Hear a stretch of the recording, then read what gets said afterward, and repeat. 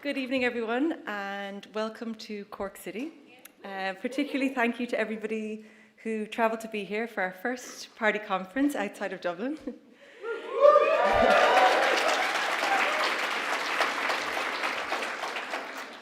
It's great to see everybody, and I'm looking forward to meeting many of you over the weekend. When we last met in February 2024, the International Court of Justice had just ordered Israel to take all measures within its power to prevent genocide in Gaza. The world looked on in horror as Israel ignored this plea for humanity. More than 70,000 Palestinians have been killed by the Israeli government, the majority women and children. Even now, with a so-called ceasefire in place since last October, Israel's genocidal attacks continue on a near daily basis. Shootings, bombings, demolitions, detentions.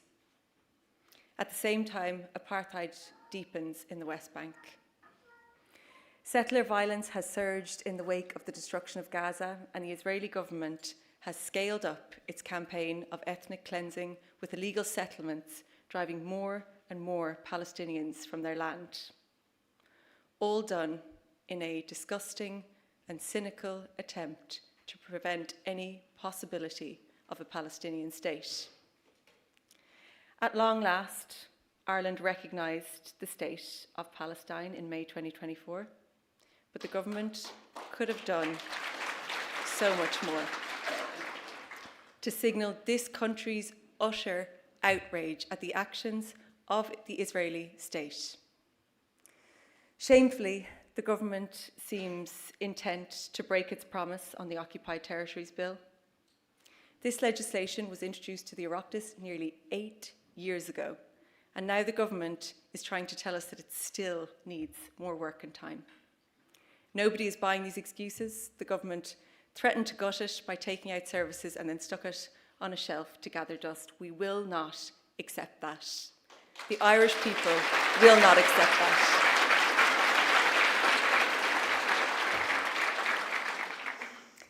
The Occupied Territories Bill must be enacted now and in full.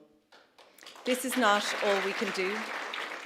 People in Gaza are living in dystopian conditions, denied even the assistance of aid organisations like UNRWA and Médecins Sans Frontières, who are trying to save lives. The Irish government should now double its annual funding to €84 million. It should establish a €10 million fund to bring Palestinian children to Ireland for educational and cultural exchanges and medical treatment. Given the dire conditions in Gaza and the utter destruction of the medical system, we need to do everything we can to evacuate far more children so they can get the help that they need. Gaza might not be featuring in the news or in our social media feeds like it used to, but that doesn't mean that the suffering has ended. As Social Democrats, we stand with Palestine now and into the future.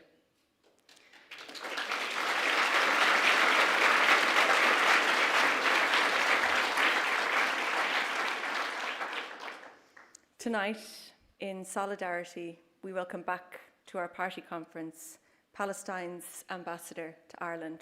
Please join me in welcoming to the stage Dr. Jilan Wahba Abdalmajid.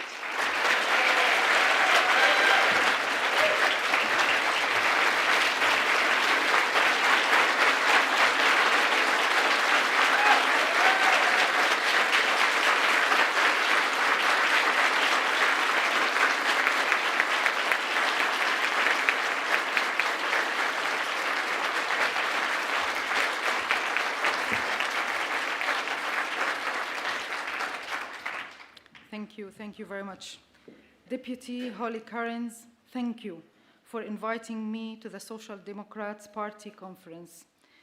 Dear Social Democrats members, thank you all for your solidarity. Your voices and your vocal support matter deeply in these challenging times. I understand that justice, truth, and accountability are central to your party's values. These values go hand in hand with building trust and achieving peace, as well as in Palestine as in Ireland. You have never stopped talking about Palestine. Your leaders continue to use their platforms to speak about the injustice that the Palestinian people suffer. Our right to self-determination has been denied for decades. Israel persists in escalating its brutal attacks, its genocidal war, and the intensification of colonial policies aimed at controlling the land. Policies built on the logic of more Palestinians' land with fewer Palestinians. These systematic policies of dispossession and displacement have empowered more than 850,000 illegal Israeli settlers, most of them armed, into the occupied West Bank, including East Jerusalem. They live in more than 300 colonial settlements and outposts, many of them illegally annexed and under total Israeli control. The most recent policies of colonization and erasure have displaced more than 50,000 Palestinians from Jenin and Tulkarem, these two cities on the northern part of the West Bank. Across the West Bank, Israeli military attacks and settler terrorism continue unabated, systematically driving Palestinians from their homes. These same policies have resulted in the savage act of genocide in Gaza, where more than 75,000 people have been killed and over 170 injured. More than 2 million Palestinians have been displaced and have lost almost everything in their beloved Strip. Israeli bombardment and relentless war have turned Gaza into rubble, with more than 900,000 people now living in tents. If I were to speak fully about the suffering, I could go for days. For Gazans, death is not the only horror. The deepest wound is the trauma that will not heal, the lives of the survivors who cannot access hospitals, medications, schools, or basic infrastructure needed to live with dignity. Despite this devastation, the Palestinian Authority, and I wanted now to talk about the Palestinian Authority, not because I'm the ambassador and I belong there and I belong to the state of Palestine, is making enormous efforts to support our people. Maybe we're not in the media, we're not in the news, we're not telling everyone what we are doing with our partners, the UN, the European countries, and UN organizations. But I will tell you exactly what's the Palestinian Authority do. As I said, it's making enormous effort to support our people and sustain essential public services. These include opening new schools, reviving the health sector, providing shelter and assistance, allocating public land for renewable energy projects and wastewater treatment facilities, and rehabilitating roads and infrastructure across the multiple areas. With all these limited resources, our Ministry of Education continue to open new learning points, bringing total to 683 sites, currently serving more than 317,000 students in Gaza. In parallel, the Palestinian Water Authority as well is repairing water connections and transmission networks. The Ministry of Social Development and Relief remain engaged in assisting thousands of vulnerable families in close coordinations with the international partners.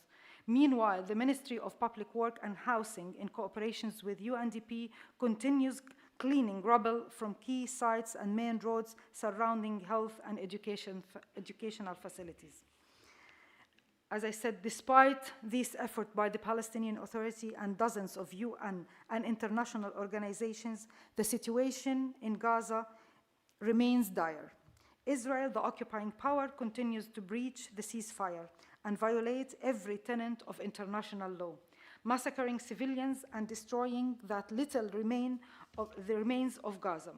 As long as Israel enjoys total impunity, this violence will persist. Silence, ambiguity, and delayed response do not de-escalate conflict. They enable it. What kind of ceasefire allows the slaughter of civilians? They announce a ceasefire. It's a fragile ceasefire. What kind of ceasefire allows more than 1,000 violations, military attacks, killings and executions, obstructions of humanitarian aid, and the desecration of cemeteries without single consequences.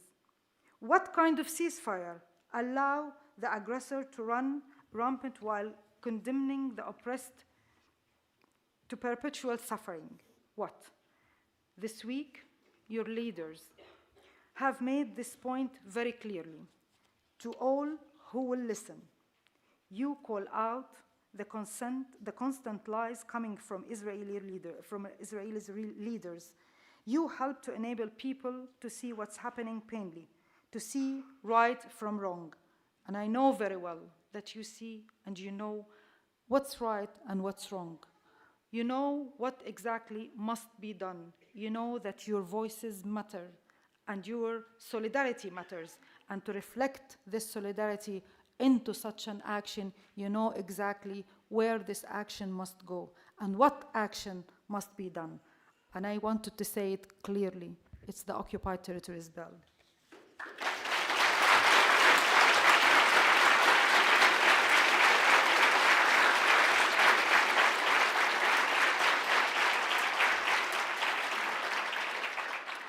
Since the ceasefire agreement came into effect more than 3 months ago, Israel has killed at least 509 Palestinians and even more, because in the last couple of days, we started to hear again the 30s and 40 people to be killed, and wounded more than 1,000 other than women, children, and men. Israel continues to make life unbearable for the Palestinians in Gaza and across the occupied Palestine, including East Jerusalem. This cruelty has long been a central pillar of Israeli policies of coercion and torment, designed not only to make life unbearable, but to render the very existence of the Palestinian people in their homeland impossible. These objectives are evident in Israel's repeated aggressions against Gaza, its blockade, siege, and collective punishment, the terror inflicted by its army and settler militias in the West Bank, including East Jerusalem, the abduction, the incarceration, and the torture of thousands of Palestinian civilians and Palestinian prisoners, the theft of land and resources, the destructions of homes and livelihood, and its war on UNRWA and UN, and other international organizations providing aid and sustenance to our people, all intended to leave Palestinians with no means to survive and no way to remain on their land. And by the way, my people will never leave. I know that today Ireland received 7 families as a medevac. They will find a good treatment, health treatment here in Ireland, and hopefully that they will come back to Gaza. And I'm sure that the lady who was met, like, a couple of days ago at the Rafah crossing when Israel allowed a few Palestinians to come into Gaza, the torture that they faced while they're coming from the Israelis who are in the borders, calling all the Palestinians in Gaza, don't leave. You live in dignity, in tent, without anything, on just a place that you can stay in your land. This is dignity. This is where you are rooted in, and no one will surrender rights and the rights of self-determination. Don't leave Gaza. She shouts hundreds of times, don't leave Gaza. Your dignity is in there. And the Gazans, they know this very well. And our people in the West Bank, they know this very well. In Palestine, they know very well. We will never give up our rights. This is part and parcel of Israel's racist apartheid policy of demographic engineering, openly admitted by Israeli officials who have long labeled Palestinians a demographic threat. For decades, plans have been devised and implemented to thin out, displace, compel so-called voluntary migration, forcibly transfer Palestinians from their own land, some even calling openly their annihilation. I cannot conclude without emphasizing our message, which is rooted in love for life, peace, and justice, and in renewing our call to end the suffering and to stop enabling the occupation and the colonization of Palestine. I raise my voice, like Palestinians around the world, to say a ceasefire doesn't mean no accountability. We strive for a just and lasting peace grounded in international law and respect for human rights, with the help of our partners around the world who value justice and the rule of law, like all of you in this room. There will be justice for the Palestinian people, because that we can live in peace and have a bright future for our children. We deserve life, and we will fight for life, and we will fight for our rights. Thank you very much.